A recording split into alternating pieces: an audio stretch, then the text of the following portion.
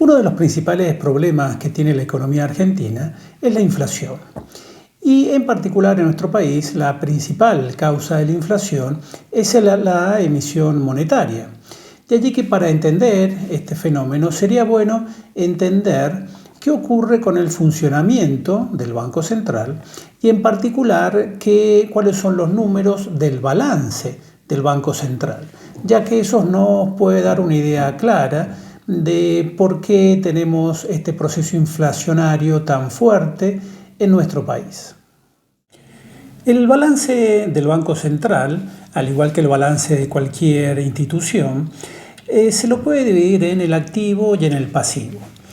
El activo está compuesto por todas las reservas que tiene un banco central, mientras que el pasivo está compuesto por todas las deudas que va acumulando el Banco Central durante su gestión.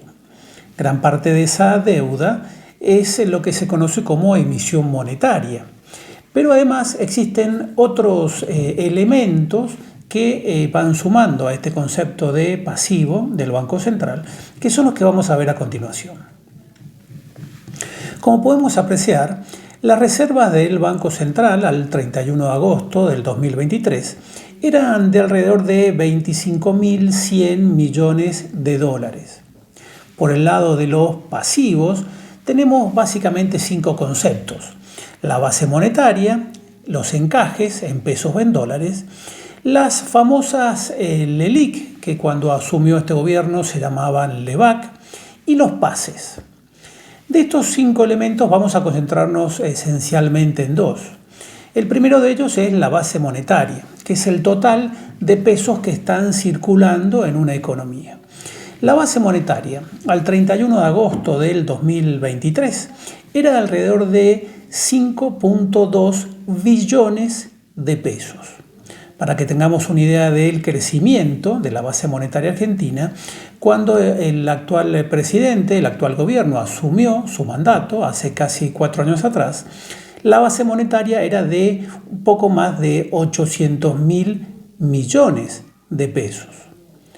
Con 5,2 billones que tiene en la actualidad, estamos teniendo un crecimiento de alrededor del 600% en la cantidad de billetes y monedas que circulan en la economía en menos de 4 años. El otro concepto en el que deberíamos centrar nuestra atención es en el de las LELIQ, que anteriormente se conocían como LEBAC. Recordemos que cuando asumió la actual gestión, anunció que con todo el dinero que había en las LEBAC, que es esta deuda, son estas letras del Banco Central, iba a pagarle a todos los jubilados. Bueno, lamentablemente eso no ocurrió, sino que se le cambió el nombre de LEBAC por LELIQ, y actualmente esas LELIQ representan algo así como 12.5 billones de pesos. O sea que ese pasivo que tiene el Banco Central más que duplica el total de la base monetaria argentina, constituyendo lo que técnicamente se conoce como déficit cuasi fiscal. Si sumamos el total de los pasivos monetarios que tiene el Banco Central, podemos apreciar que suman algo así como 27 billones de pesos. Si todos esos pesos los pasamos a dólar, tomando como referencia el tipo de cambio oficial, que para el mes de agosto el valor promedio fue de alrededor de 320 pesos, nos da que estos 27 billones de pesos representan algo así como 84.800 millones de dólares. Este sería el pasivo total del Banco Central. Ahora, si lo comparamos con las reservas de 25.100 millones de dólares, nos da que el Banco Central tiene un déficit de 59.700 millones de dólares. O sea, casi un 40% más de todo lo que se le debe, por ejemplo, al Fondo Monetario Internacional. tema urticante para la política argentina, pero que lamentablemente desconoce qué es lo que está ocurriendo con la entidad que tiene a su cargo el manejo de la moneda en la República Argentina. A partir de los datos del balance del Banco Central, podemos calcular un concepto que se conoce con el nombre de dólar efectivo. Esto es, el dólar que permite equilibrar el total de los activos que tiene el Banco Central con el total de sus pasivos. A los efectos de este cálculo, lo que debemos hacer es dividir el total de los pasivos del Banco Central, de alrededor de 27.3 billones de pesos, por el total de activos que tiene el Banco Central, que al 31 de agosto eran de alrededor de 25.130 millones de dólares.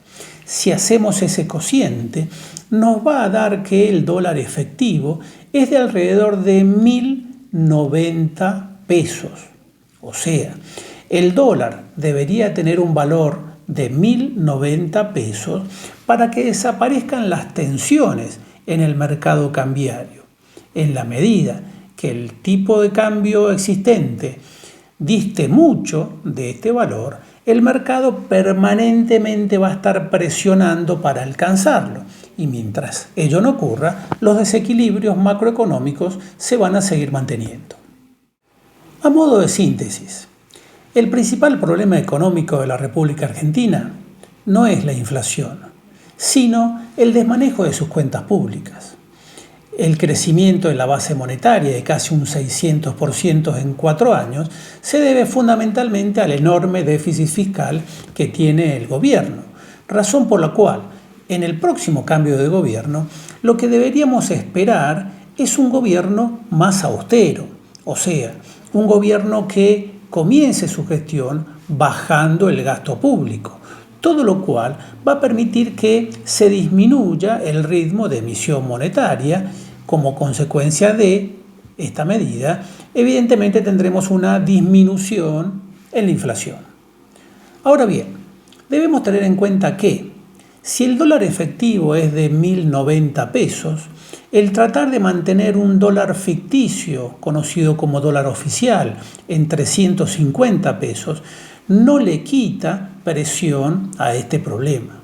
La segunda decisión que debería tomar el próximo gobierno, lo más rápidamente posible, es llegar a una unificación cambiaria, en donde tal vez el dólar no llegue a tener un valor de 1.090 pesos, pero definitivamente no va a seguir teniendo un valor de 350. En la medida que se acerquen estas dos puntas, evidentemente el mercado va a tender al equilibrio y a partir de allí vamos a poder tener una economía un poco más ordenada.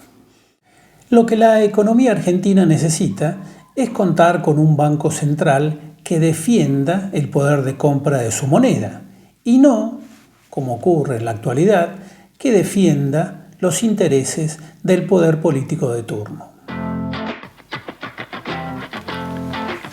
Si te gustó este video, compartilo con tus amigos y déjanos un like. Muchas gracias.